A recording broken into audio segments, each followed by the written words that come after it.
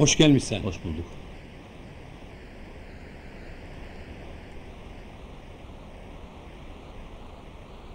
Köyler bir boşaldı. Komşular da bir gitti. Ne insan kaldı ne hayvan. Her şey telef oldu. Anlayacağın tarihimizde yok oluyor. Sıra bize de geliyor. Bunca insanı yerinden yurdunda edenler. Kendi insanına acırım Mehdi kardeş. Haklısın. Senden tek istediğim dostluğumuzun ışığı sönmesin. Sönmez Mehdi kardeş. Reşit Ağa kolayına bırakmaz peşimizi. İhanet haini de vurur Mehdi kardeş.